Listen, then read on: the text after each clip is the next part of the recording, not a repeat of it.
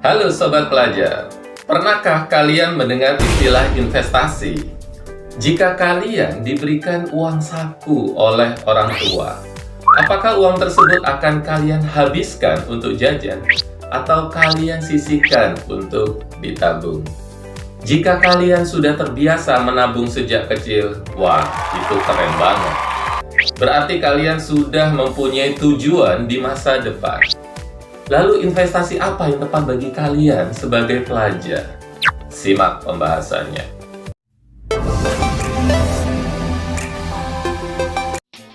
Investasi adalah kegiatan menanamkan modal, baik secara langsung maupun tidak langsung. Dengan harapan pada waktu nanti pemilik modal mendapatkan keuntungan kembali dari hasil penanaman modal tersebut. Investasi bisa dilakukan dengan berbagai macam cara, misalnya membeli tanah, emas batangan, produk bank seperti deposito, dan saham. Tentunya pilihan investasi di atas mempunyai kelebihan dan kekurangannya masing-masing. Keuntungan membeli tanah harganya yang semakin tinggi dari tahun ke tahun, tapi resikonya bisa terjadi sengketa jika tidak berhati-hati sebelum membeli. Keuntungan membeli emas batangan sangat mudah dicairkan menjadi uang tunai dan nilainya yang tinggi, tapi resiko kehilangannya juga besar.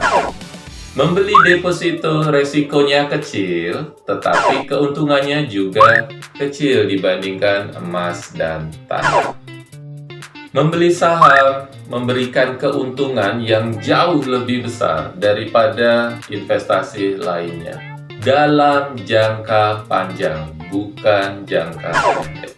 Tapi resikonya juga besar jika terjadi kebangkrutan pada perusahaan yang sahamnya kita beli. Mari kita perhatikan grafik jenis-jenis investasi dari tahun 2006 sampai 2015 berikut ini. Perhatikan grafik tabungan, deposito, dan obligasi yang pergerakannya semakin meningkat dan cenderung stabil. Sifatnya low risk, low return, atau resiko rendah, tingkat pengembaliannya juga rendah. Di antara ketiga produk ini, membeli obligasi negara jauh lebih menarik daripada tabungan dan deposito. Selanjutnya kita perhatikan grafik saham dan emas batangan yang pergerakannya cenderung tidak stabil atau fluktuatif. Grafiknya seperti gelombang.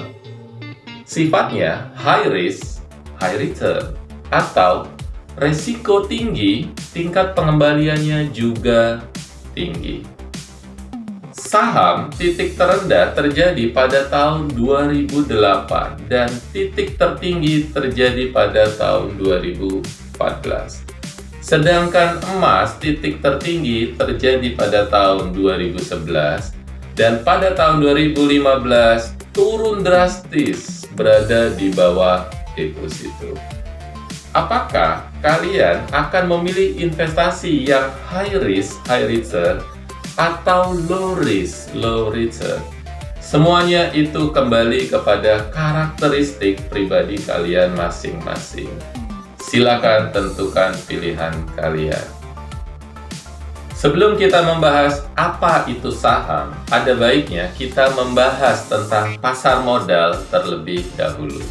Sebagai ilustrasi, PT ABCD adalah perusahaan tambang yang sudah terdaftar di Bursa Efek Indonesia.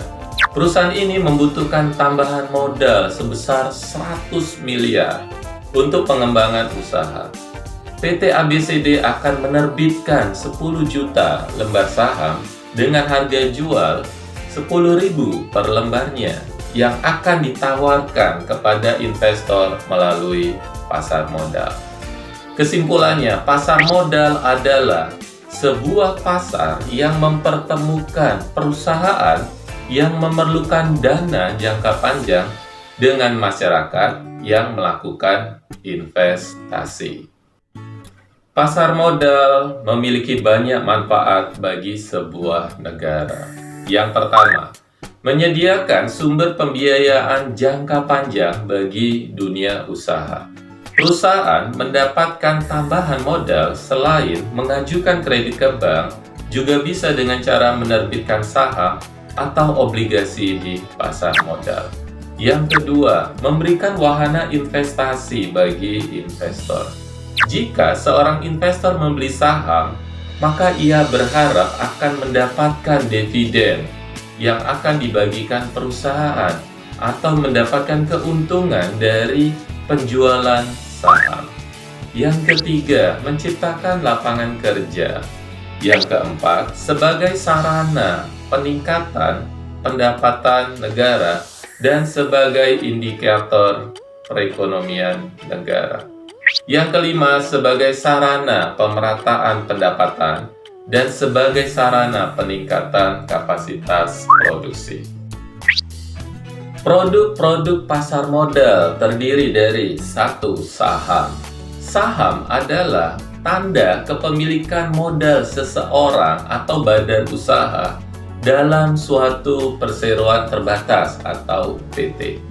Keuntungan membeli saham yang pertama mendapatkan dividen, yaitu pembagian keuntungan yang diberikan oleh perusahaan penerbit saham kepada investor. Yang kedua, mendapatkan capital gain, yaitu keuntungan yang didapatkan investor dari selisih antara harga beli dan harga jual saham. Misalnya, investor membeli saham dengan harga per saham Rp1.000, kemudian menjualnya kembali dengan harga per saham Rp1.500, yang berarti investor mendapatkan capital gain sebesar Rp500 per saham. Risiko memiliki saham atau membeli saham. Yang pertama, tidak mendapatkan dividen. Investor tidak mendapatkan dividen jika perusahaan mengalami kerugian. Yang kedua, mengalami capital loss atau lawan dari capital gain jika investor menjual saham dengan harga jual lebih rendah daripada harga beli. Yang ketiga, resiko yang terbesar bagi para investor apabila perusahaan bangkrut. Pemegang saham akan menempati posisi ketiga atau lebih rendah dibandingkan kreditur dan pemegang obligasi. Yang kedua, obligasi. Obligasi adalah surat utang jangka panjang yang berisi dari janji dari pihak yang menerbitkan obligasi untuk membayar bunga dan melunasi pokok utang pada waktu yang telah ditentukan kepada pihak pembeli obligasi tersebut. Keuntungan membeli obligasi yang pertama, memberikan pendapatan tetap. Pemegang obligasi mendapatkan pendapatan bunga secara rutin selama waktu berlakunya obligasi. Bunga yang ditawarkan obligasi umumnya lebih tinggi daripada bunga deposito. Yang kedua, mendapatkan capital gain. Seperti halnya saham, pemegang obligasi dapat menjual obligasi yang dimilikinya. Resiko membeli obligasi. Penerbit obligasi tidak membayar bunga atau pokok utangnya. Yang ketiga, reksadana adalah salah satu alternatif investasi bagi masyarakat pemodal, khususnya pemodal kecil dan pemodal yang tidak memiliki banyak waktu dan keahlian untuk menghitung resiko atas investasi mereka.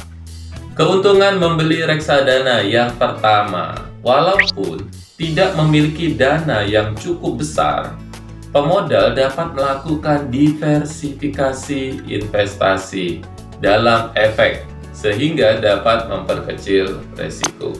Yang kedua, mempermudah pemodal untuk melakukan investasi di pasar modal. Menentukan saham-saham yang baik untuk dibeli bukanlah pekerjaan yang mudah.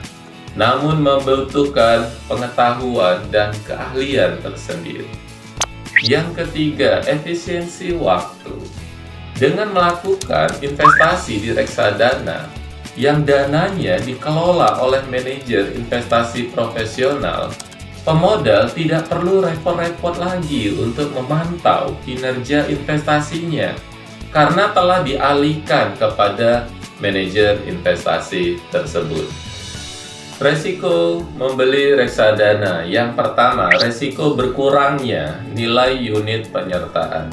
Resiko ini dipengaruhi oleh turunnya harga efek seperti saham, obligasi, dan surat berharga lainnya yang masuk dalam portofolio reksadana.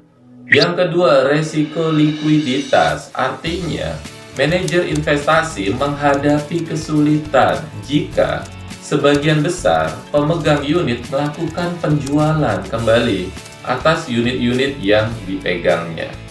Manajer investasi kesulitan dalam menyediakan uang tunai. Yang keempat, sukuk.